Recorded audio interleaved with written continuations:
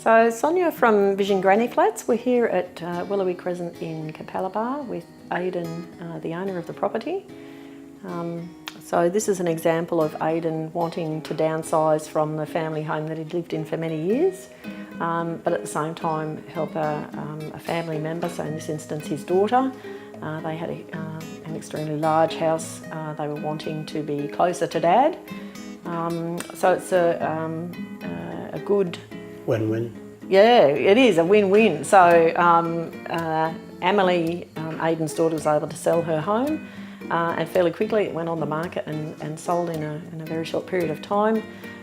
We've organised and built the granny flat for Aidan, so Aidan's been able to move in here and Emily and her family have been able to move into the house. So an example of several generations of family living on the one property here on a large block of land. The process from the word go, Aidan had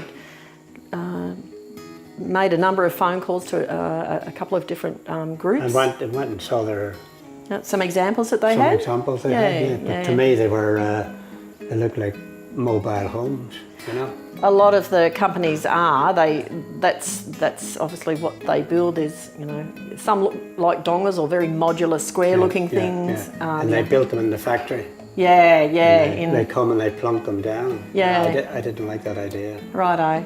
So you actually came to Ipswich and had a look at some examples? I went to Ken's place. Yes, okay, so that's the one at Basin Pocket. Yeah. So we always invite people to have a look at what we build, and in this instance, Aidan liked what he saw. Yeah. So that's one of our points of difference. The only change I had done was I had a concrete slab, yes. Instead of the decking and... That's right. So Ipswich is renowned for having moving soil, black soil, crap black soil we call it. In this instance here we had done the soil test and it was good stable soil, so it was a good way to build as a foundation using the concrete slab system.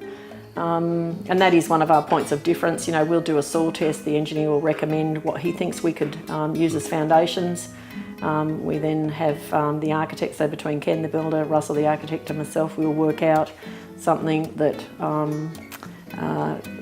that the owner wants, try and have, you know, some passive solar orientation, but we'll design it specific for your backyard. I had an idea of what I wanted, but I needed to put on a bit of paper to see, you know. And as I say, we made a few changes to it, you know, so that you're happy with, And looking at it now, like the finished product here, this kitchen here is probably a little bit bigger than what we would normally.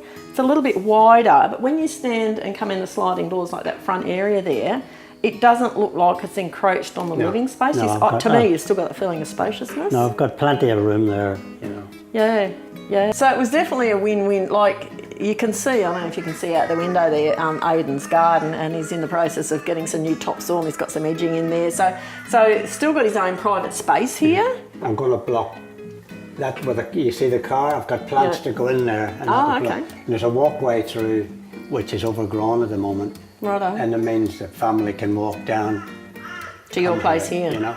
Yeah. So still close enough, you know, in walking distance. What would that be? I think the constraints for this city council here had to be within a 20-metre start point from the back of the house there. So, but nice and private. You've got an established garden there that obviously you're going to work on a little bit more there. And like you say, then you've got your, how many bay garage is that? Three? That's three. Yeah. Ducks? Air conditioned also. Unofficial granny fat in the making. So, and good driveway access down here from the side, the right-hand side of the existing house there, all the way down here, so Aidan can still park his car here. And I say that the workmanship, I can't fault it, you know. He's awesome, isn't it? Ken and the team, like, yeah, when we first saw his building work, as builders ourselves, he's, like you say, it's just immaculate, not, you know. But each of those trades have been in the industry and in their profession for a very long period of time, and they all take great ownership and are very proud of everything that they do, you know, as their trade. And that's one of the good things when we do build the granny flats. We insulate the walls, so we've got isolation and insulation, as well as the, we call it cool and cosy down south, but the... Rock wool. So we use the rock wool in the ceiling as insulation, but also the isolation has the insulation attached to it. So you've actually got two lots of insulation in the ceiling there, which I think is equal to an R4 or 4.5. So when you're using it as a heating system, you know, it is like a cocoon. It's and you have it in the wall. Yeah, in both, and then you've got your thermal mass in the concrete slab there. So from an energy efficiency point of view, like I can feel that breeze coming through here now. So heating in winter is a bit the same. Once you reach the ambient temperature that you've set, they've got the inverter technology, so it's not like it's roaring. Once it gets to that temperature, then it'll only kick in once it drops below that without having to like roar right up. So the air conditioning unit, it's a little bit larger than you might normally have in a small space, but then that does, and where it's positioned. If I wanted it, I could keep my bedroom door open. Put it on and it cools the whole house. So anyway. So shall we have a wander around the granny flat? And we can, I don't know where you want to start. We've also got the living first. Open plan kitchen dining living space here, which you've just seen.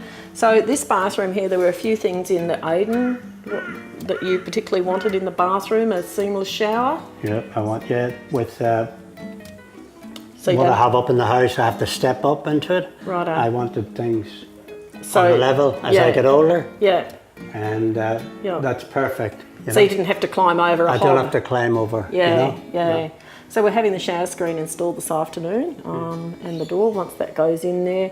So it's a good width there. You'll see the size of that shower is the whole width of the room there. We've actually got the laundry here. So it's you can have a group shower, so you can. Is that right? Send us the invite. And it's good because you look in there and you're not actually staring at the toilet. That's the other thing. So it's a good slimline design. And you're not cramped, you know. A lot of the things here. You can't open this door because that's in the road. We saw some drawings that someone gave to us that they weren't really happy with. Someone had designed a bathroom and laundry space, and it was like 1.2 metre wide. So you open the door and it hit the toilet seat. And then so to use the toilet, you had to open the door, go in, shut the door, then you could use the loo. So not a good design at all, which is why they approached us. And originally on the plans, we were talking about looking at the plans and changing. There was a door in here. Oh yes, the sliding cavity door was another option, wasn't it? There was a door there, but what it done, it took my wall away.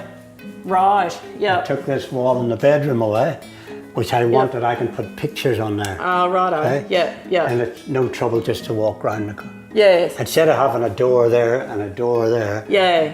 So we have, righto. So we have done that as an option for some people, because in that instance, then you could take that doorway out. That's wall, and you could have your laundry space in there, and it's sort of like an ensuite more than anything else. So it suits some people, not others. So once again, it comes back to individual design, what you want. You know, like you say, you've really only got 2 walls in that bedroom out of the 4, because one room we've got full built-in wardrobe, and the other we've got a set of nice sliding doors onto the outside of that house with the 1.5 metre concrete extension out that way. So we've got a metre and a half either side. I must admit, I initially thought the 1.5 metres probably wasn't going to be wide enough, but when you see it now, it is good. Perfect. I've got a little table and 2 chairs which sit there perfect. I've got 2 of them, one to go there, one to go. Right. In the morning I get out of bed, out the screen door, have my cup of tea out there and sit in the sun. Right. And as the sun goes round, I've moved to this side and I can sit in the sun at that table. Well, when you've done your Without moving. landscaping here, let us know when the invite Yeah, is for the yeah. shower party and for the morning tea Yeah. on your veranda Yeah. on this side, because that garden's just beautiful. Yeah. Ken was here this morning and I said to him I was quite very happy with it. Yeah, good. And I'm not saying it because I'm paying you. we're on here, and I think Yeah. I am happy. And even my kids, when they come, they're all tradesmen, Is that right? all Yeah. plumbers, electricians and everything. Yeah.